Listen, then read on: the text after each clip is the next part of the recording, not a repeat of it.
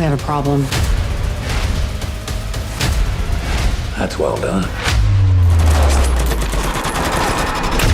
We're in a league of our own.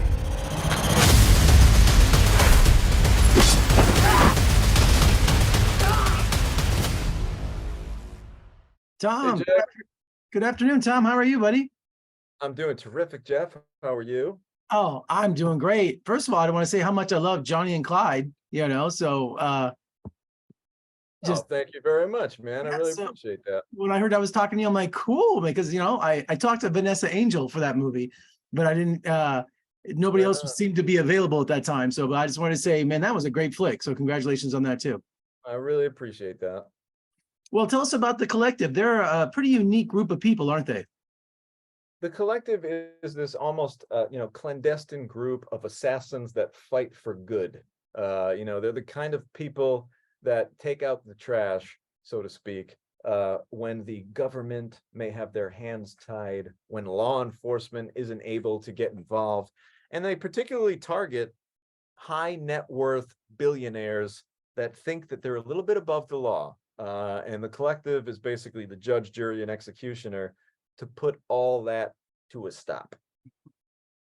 Now, that's a classic Hollywood pitch. If you came into me and said, look, here's the collective, and you told that to me, I'd be like, that's awesome. I mean, that is the art of the deal right there, my friend. You'd be writing the check, right? Absolutely. And this time we have the newest member of the collective, Sam Alexander, played by Lucas Till. But he's a newbie, but he doesn't come unexperienced, man. He comes with a vengeance too, doesn't he? Well, what's really cool about that character is, Lucas and I had some conversations early on about what makes him so unique is, he's a lawyer. He started off working in the DA's office. So what do we know about lawyers? They've got that silver tongue, they can kind of talk themselves out and into situations. So you'll notice in the movie, that's an element that we use. Like Lucas's character, he's got this almost charm to him, this ability to kind of talk himself into a room, talk himself into making people believe things. Don Johnson's character right off the bat sees something special in this guy. There's something a little different about him. So it was really cool to utilize that attorney kind of aspect to this character. Yeah, because Tyrese always plays a character that's always suspicious, never trusts anybody. And here Lucas played it where he had a confidence about him that just in every scene he was, he brought that to us. So it was so unique.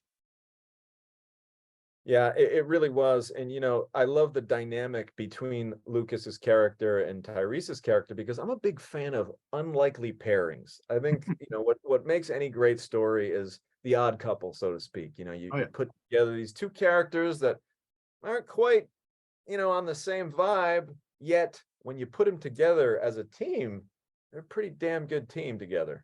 So I thought that was a nice pairing. Yeah, Lucas was Felix and Tyrese was Oscar. Definitely. And what a cast, Ruby Rose, Don Johnson, Tyrese Gibson. Was there a go-to actor that you wanted for a specific role in this movie and you got him? I feel like for the most part, I was very excited when we found out that Mercedes Varnado was on this show because I'm a huge wrestling fan, but also I think that, with all the physicality that the Nikita character had in the script, I remember saying to myself before I knew Mercedes was playing, I was like, man, whoever plays Nikita's got to really be able to kick some ass. That's no small feat here. She's doing a lot of physical stuff in the script. And then finding out that it's Mercedes, well, wow, you get a chance to, and if you're not a wrestling fan, you wouldn't know this, but Mercedes is on a short list of probably one of, if not the best female wrestlers on the planet. There's literally 4 or 5 people that are even in the same conversation as her. So rarely in life do you get a chance to watch someone who's arguably the best in the world do what they do. And I got a chance to watch Mercedes in all these fight sequences and watching her just take to the fight choreography. Literally, she would just be standing on the sideline. She'd watch the 2 stunt performers do their thing. And then she'd be like, okay, I got it. And she would just do it. She would memorize 15 different moves in a sequence and just do it to a T. And again, it looks violent, it looks nasty, but everybody's safe and nobody broke any bones. She understands space and timing and how to do all that. So I loved working with Mercedes and was really excited when she came on. I have that same passion about Ruby Rose. I think she is fantastic. Why she hasn't blown up to be the biggest action star, I don't know. But everything she does, she just approaches with such, she's so convincing. I just love her. And she was so great in this. Yeah, Ruby Rose is just a wonderful person too. You know, getting a chance to work with somebody who's done so many special things in their career, and to see just how thoughtful of a person she is, and just how compassionate she is, and nice to everybody around her, and treats everyone with respect. I mean, like you said, like, you know, she could be a huge star. She could act like this huge star, but instead she's kind and polite to everybody. So I loved working with her, and obviously there's something about her where she's got, you know, you hate to use such a simple phrase, but there's something about her eyes where she can really just capture every emotion that she's trying to convey, like right in here. It's such, like, I call them micro beats as an actor. Like, there's just a lot of little subtle things that she does that, you know, if you were to watch it, you know, just like watching it without a camera on, you wouldn't really notice much. But then when you see it on screen in the lens, unbelievable. So yeah, I loved working with Ruby, and she doesn't play bad guys a whole lot. Yeah, I noticed that. She's on Not the the other side. And yeah, she's playing for the villains on this one. Yeah. Well, you know, so many great action sequences in this. And as the director, what was the most challenging? I would think anything with fire is the most challenging. Well, it's funny you mentioned that, because that was an exciting scene for me where my stunt coordinator, Anthony Wang, basically said, you know, Tommy, I can do a fireball. I can do a Human Torch stunt. It's funny. Sometimes it's almost like you're ordering off a menu. And Yeah. I'm like, wait, you can?